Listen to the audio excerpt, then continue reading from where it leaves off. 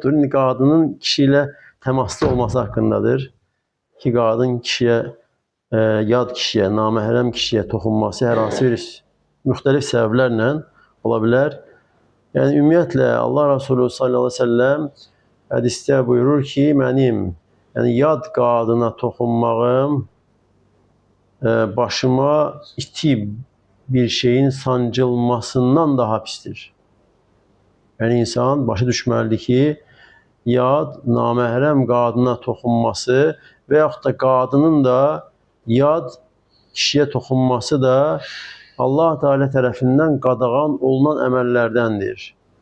Allah və Rasul tərəfindən qadağan olunan işlərdəndir. Və insan başa düşməlidir ki, əgər bunu edirsə artıq Allaha qarşı gəlir. Allah və Rasuluna asi olur. Və bir müsəlmanın da Allaha və Rasuluna asi olması bilməlidir ki, günahlardandır. Və günahlar da insanda olan imanı azaldır, imanı yiyir. Hər bir günah insanın imanını naqisləşdirir. Və insanın da, müsəlmanın da əsas sərmayəsi onun imanıdır, təqvasıdır, Allaha itaəti və Allah Rasuluna sallallahu aleyhi ve sellem itaətidir. Və əgər bu getdisə, elə bil ki, insan müflis birisi olur.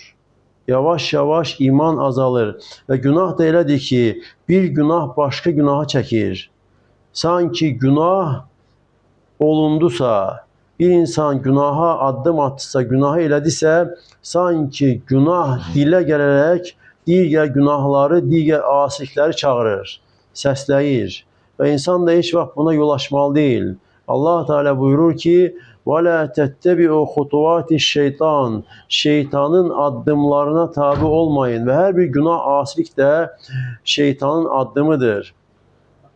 Allaha və qiyamət gününə iman gətirən müsəlman, istər kişi, istər qadın olsun, asiliklərdən çəkinməlidir. Şək yoxdur ki, günahsız insan yoxdur. Yəni, günaha hər kəs düşür.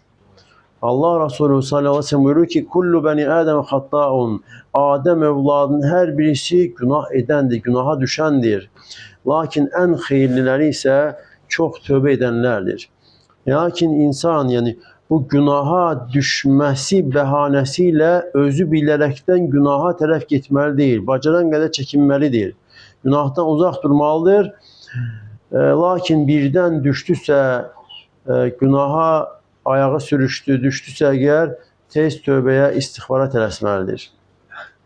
Və insan özünə mərhəmətli olmalı, özünə rəhimli olmalıdır ki, axirət Allah Teala'nın rəhməti və cənnəti uduzmasın, əlindən verməsin. Bacaran qədər insan çalışmalıdır. Yəni, bilə-bilə asiliklərə getməli deyil. Və əgər halaldırsa iş, hər hansı bir məsələ, hər hansı bir vasitə onu edə bilər, lakin haram yollara getməsi düzgün deyildir. Nə bəhanə olsa da hər hansı bir vasitə və yaxud da səbəb olmağına baxmayaraq. Yəni, ümumiyyətlə, sual Dəccal və şeytan haqqındadır ki, sanki sual verən adam deyir ki, Dəccalla şeytan arasında nə fərq var? Halbuki belə baxanda deyir, Dəccalın edəcəyini ilə şeytan dedir. Ümumiyyətlə, biz başa düşməliyik ki, dünya həyatında hər birimiz imtihandayıq. Və Allah Teala Ankəbut surəsinin əvvəlində deyir ki, Əlif-Ləmmim Həsibən-nəsu ən yutraku ən yəqulu əmənnəhum lə yuftanun. İnsanlar elə hesab etdi, elə güman etdi ki, onlar biz iman gətirdik deməklə tərk olunacaqlar və imtihan olunmayacaqlar. Deməli, Allah Teala bizə xəbər verir ki, biz imtihan olunasıyıq. İmtihanlar da müxtəlifdir. وَنَبْلُوكُمْ بِالشَّرِّ وَالْخَيْرِ fitnə. Allah Teala biz sizi şər və xeyirlə imtihan edirik. İnsan imtihandadır. Başına gələn hər bir şeylə, həyatda hər şeylə, firavanlıq və yaxud da sıxıntı, sağlamlıq, xəstəlik, övladla və yaxud da övladın olmaması ilə, hər bir şeylə, zənginliklə, kasıblıqla insan imtihandadır. Allah Teala əmirləri və qadağanlarla imtihandadır. Və həmçinin şeytanın özünün olması bir imtihandır. Və bir də Dəccalın gəlişi haqqında xəbər verib Allah Rasulü sallallahu əleyhi və səlləm.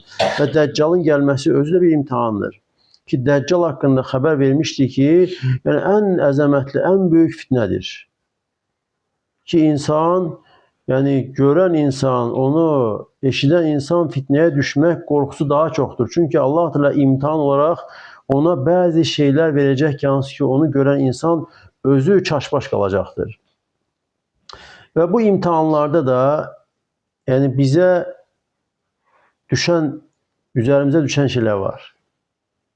Alimlər deyir ki, iki sual var. İnsanlar verir.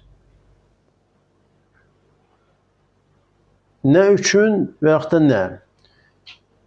Bir var insan deyər ki, Allah mənə nə əmr etmişdir? Bir də var deyir ki, nə üçün əmr etmişdir? Bu nə üçün əmr etmişdir? Bu sual müsəlmana yaraşan sual deyil.